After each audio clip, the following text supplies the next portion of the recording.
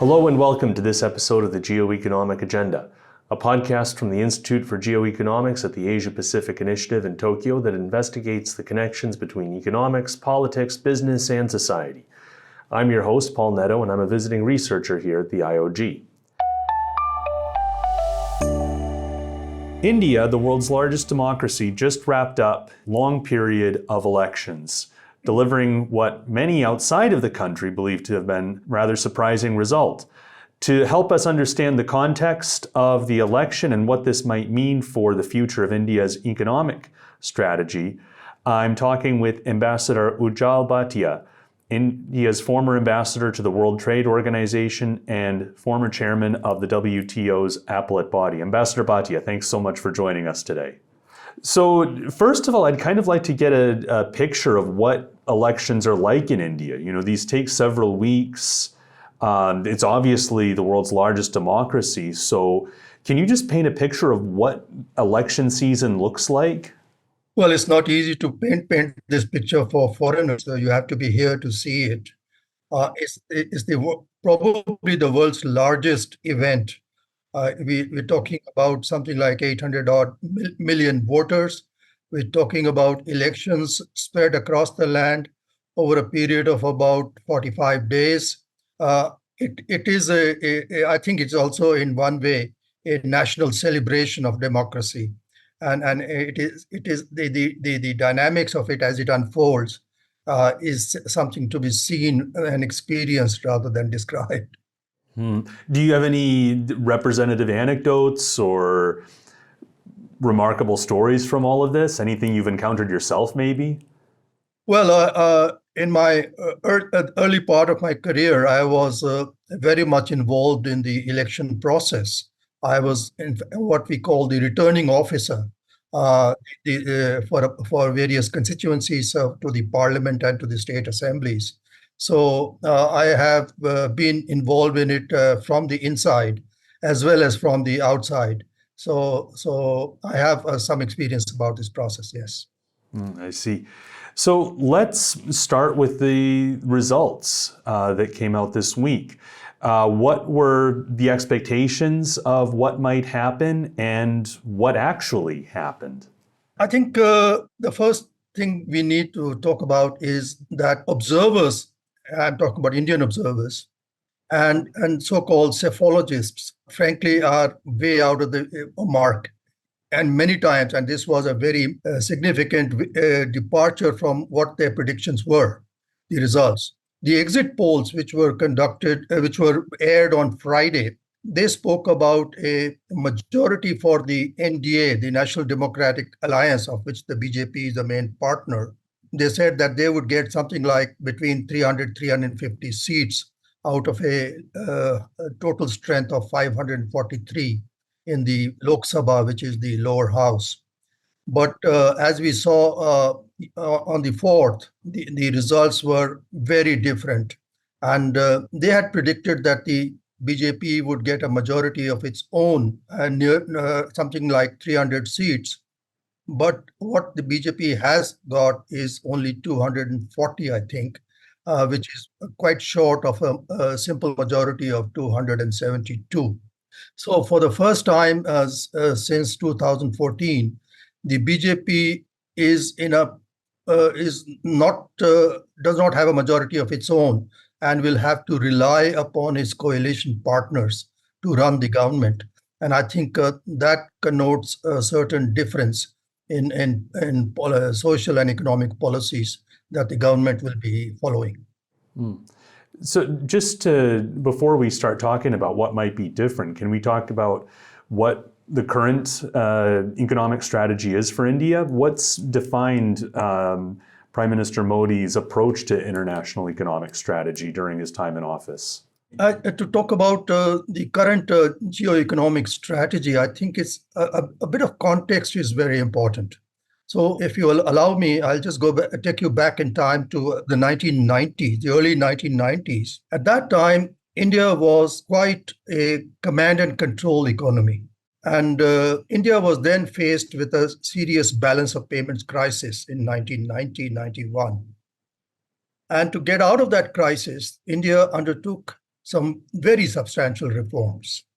India steadily dismantled the control and command economy. The capital controls were restricted. FDI was liberalized. And very significantly, the customs tariffs were brought down to very low levels compared to what they were before that. Overall, I would say much of the prescriptions of the Washington Consensus were followed in the economic reforms. And the impact of these reforms was enormous. India quite rapidly integrated into the global economy. It integrated into the global value chains and especially the value chains which originated from the Indo-Pacific. And it also built a new relationship with the Indo-Pacific countries. It negotiated FTAs with Japan, with the Republic of Korea, with the ASEAN group, and so on. So there was a remarkable integration with the Indo-Pacific economies. Now, this went on till the global financial crisis of 2008. And India's trade in goods and services increased very sharply by almost 15% during this period. And this obviously had a very significant impact on the overall GDP growth and so on. But over the last decade or so, there have been several developments which have made India question its approach to the outside world in terms of economic integration. And I'll just list out a few of them. The first, of course, is the geopolitical issues relating to India's differences with China. As you know, India and China share a long disputed border, and there have been some border clashes in 2020, and there is a simmering problems even today. So that made India review its economic relationship with China. Secondly, India had been negotiating the RCEP FTA and for about 7 years. And in 2019, it decided to walk out of the RCEP. And that was a very significant decision. Thirdly, I would list the supply shocks generated by the COVID-19 pandemic. And this was a big lesson to Indian policymakers, that you cannot rely upon open markets in crisis situations like this. There was a fourth factor which was very important, which was the changed global macroeconomic situation, with the United States gradually moving inwards and focusing on domestic priorities. And this was a very, very significant change. The US focus shifted from seeking global trade expansion to addressing imbalances, especially with China. And therefore, there was an impact in thinking in India too, as to what economic policies should look like. And the last factor I would list is the India's employment problem.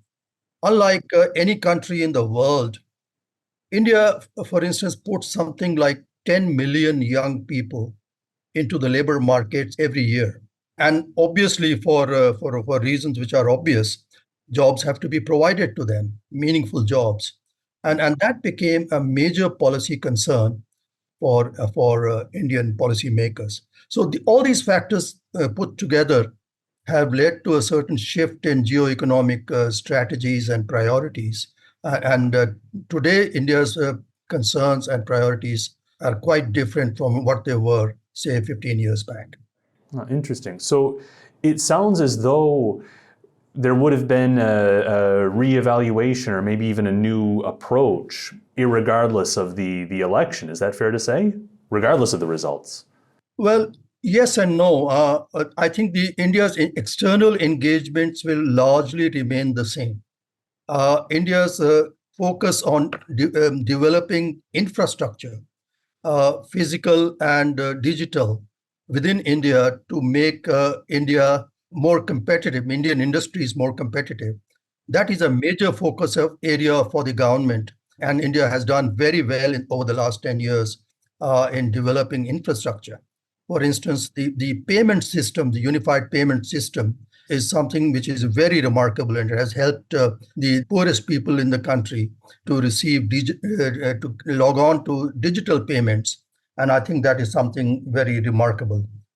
The other focus is on reducing dependence upon countries like China because of the uncertainties that we have experienced over the last few years. And let me give you an example of this. India is the largest producer of generic medicines in the world by volume. But something like 75% of the APIs, the active pharmaceutical ingredients which go into making of these drugs, they are imported from China. And Indian policymakers believe this is not a sustainable proposition, and therefore we need to make amends. And therefore there is a greater focus on developing industries in areas like APIs, in areas like semiconductors, telecom equipment, and so on, which the government considers critical. Third factor I would like to mention is, again, the focus. Because of the inward focus, the idea is to develop Indian infrastructure and Indian industries in such a way that they will create value chains of their own. Towards that objective, India has been inviting large industry leaders like Tesla and Apple and Micron to set up base in India, to start manufacturing in India. And the expectation is that the ecosystem of vendors that they will generate will create their own value chains and so on. Apple already has moved into India, and it is producing a significant volume of its iPhones in India. Tesla is expected to come in soon, and so also Micron. And the other part of the strategy is about FTAs. And this is very interesting that for several years, India took a pause in negotiating new FTAs. It has FTAs with Japan, for instance, with the Republic of Korea, with the ASEAN countries, and so on. But there was a pause for some years, and now India is hyperactive in negotiating new FTAs. So the idea is to create their own value chains through this so-called friendshoring approach. Well, let me stop here for the moment. But broadly, this is the economic strategy that the Indian government has been following so far.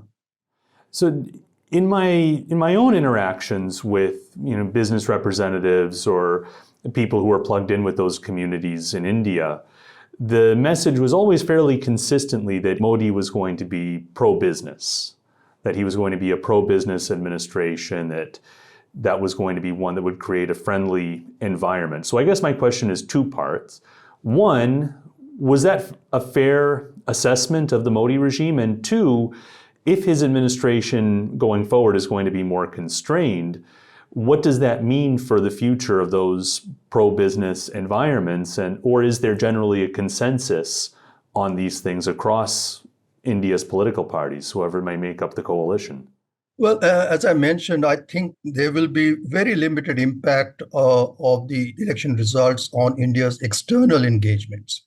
And that means that the business-friendly policies of the government will continue regarding domestic business as well as business with outsiders. So I don't see much changes happening there.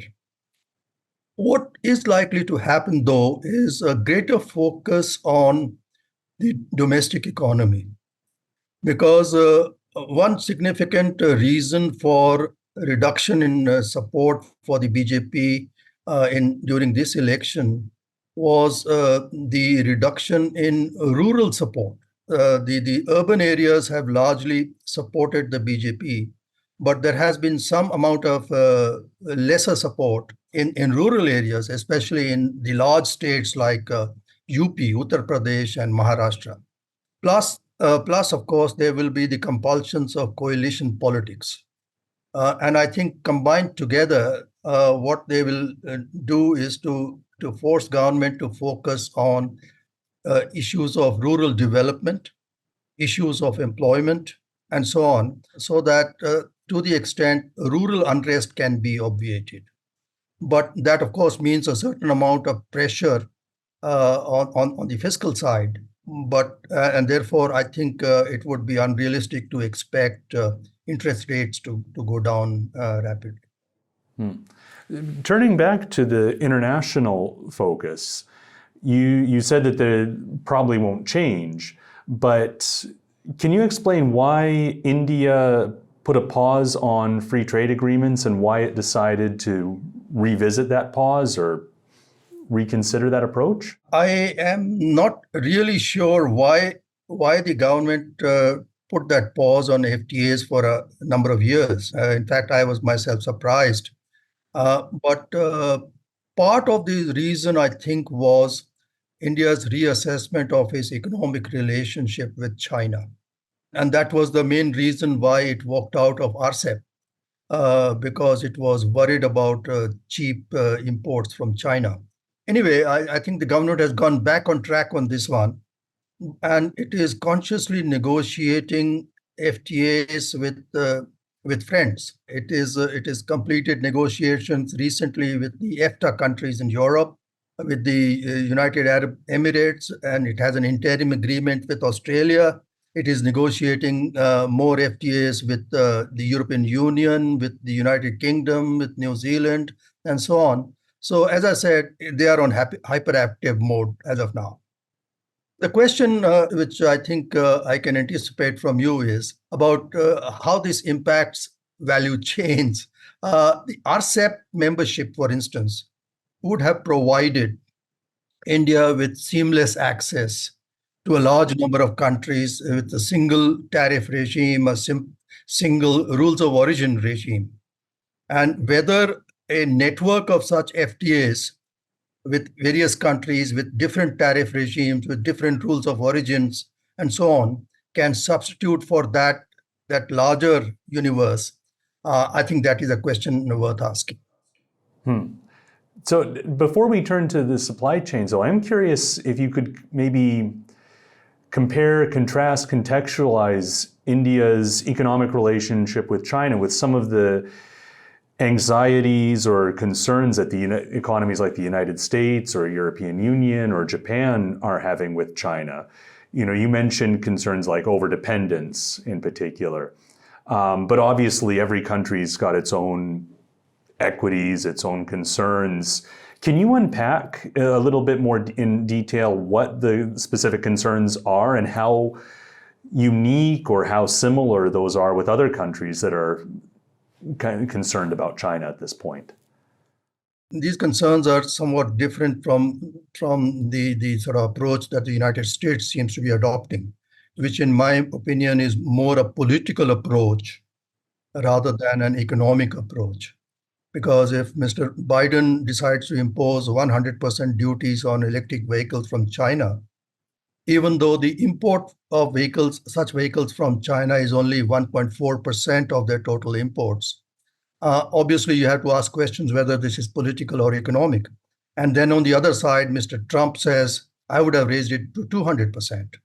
So there is a certain competition going on in the United States, which is quite different from the way India looks at this situation. And I think over the last about 30 years, what has happened is that India has perhaps given less attention than it could have to its manufacturing sector. Today, India's manufacturing sector contributes only about 16% of GDP, as compared to, say, 26% in China. And what this means is that for a large number of industries, for intermediates as well as for finished products, India has to depend on China. And I think both from the point of view of political considerations, as well as from the point of view of risk management, the Indian policymakers look at it in a very different way, that we need to reduce that dependence as a risk management strategy. Now, that is easier said than done, because the interrelationship between the two economies has become so deep that it is not easy to disentangle that relationship and create fresh capacities within India or in other countries. And as an example, I will say that despite all this talk about reducing dependence on China, last year India's biggest trading partner was China. It is happening, but it will happen very gradually because if it is a sudden disruption, the Indian economy will be the loser. So let's use that as a jumping off point to go back to the supply chain conversation. So how is India thinking about maybe reshoring or reintegrating with some of the regional economies, maybe even the United States? And you talk about India wanting to get back involved in FTAs. The US is going in the opposite direction. But how can India and how can whatever new government is formed help integrate its economy into regional supply chain networks? India has very close economic relationships with the Indo-Pacific countries. For instance, it has strategic relationships with Japan, with Australia, and with the Republic of Korea, and also very close relationship with the ASEAN group of countries. It is inviting a lot of investments from these countries. It is trying to deepen its economic relationship with these countries. For instance, the India-ASEAN FTA is presently being reviewed by both sides. And it is my serious hope that at the end of this process, we will get a document which talks about much deeper integration between these two regions than we have witnessed so far. So whether India likes it or not, and I think India likes it, India is wedded to the Indo-Pacific because that's where the center of gravity of the global economy is emerging. And India would like to build closer relationship. The only consideration it has is how it manages the risk of over-dependence on China. Yeah. Should I ask about the potential of India to join CPTPP? I don't think that is something which is very actively under consideration. That is certainly a good idea, but it would require much more deeper integration in terms of accepting the rules and disciplines that the CPTPP has negotiated. And that is something, and I'm talking about basically non-trade issues, as well as trade issues like intellectual property and so on. So these are issues certainly worth contemplating. And I think India's objective of deeper integration with these countries would be furthered by certainly considering that prospect. But I don't think it is on the table as of now.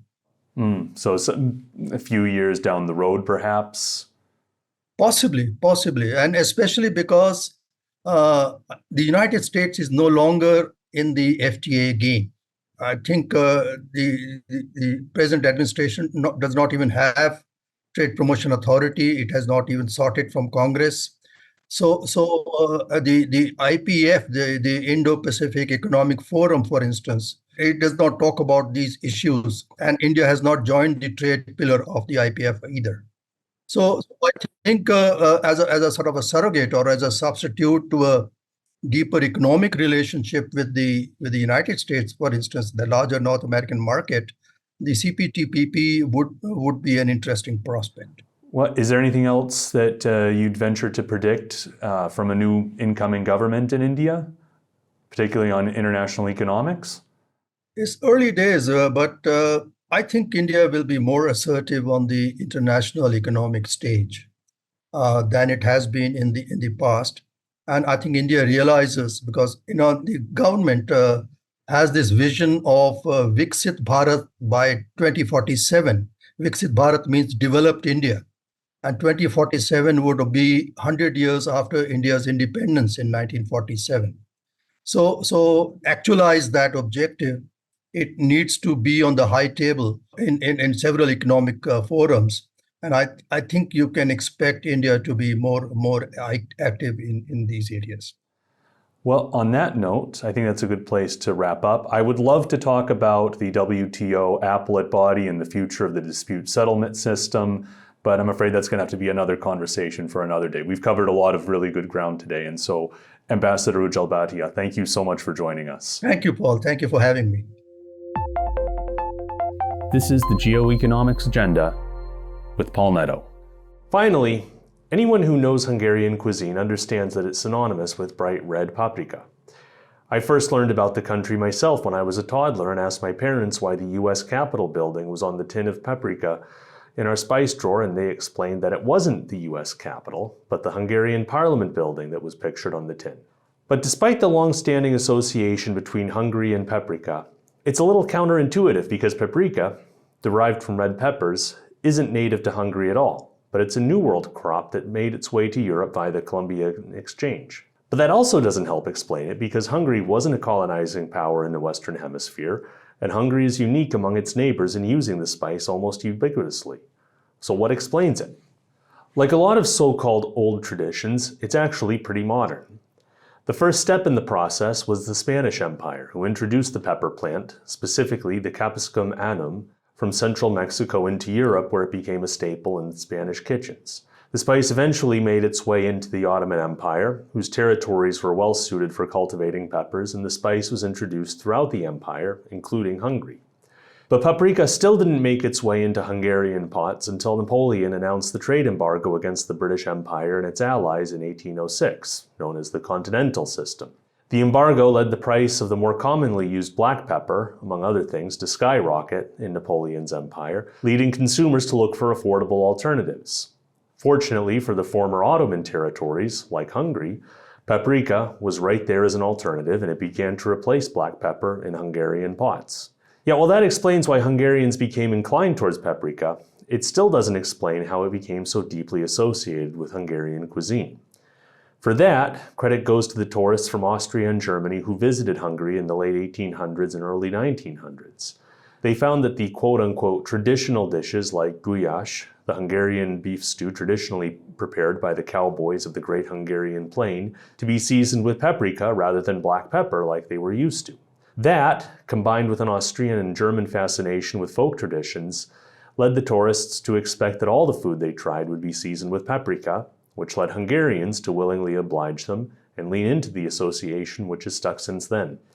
And that's how a plant from central Mexico made its way through Turkey via Spain into pots for German tourists eating a stew made by Hungarian cowboys because a French embargo closed off the spice trade to Asia. Now I'm going to see if I can track down some paprikaš čirke and palinka.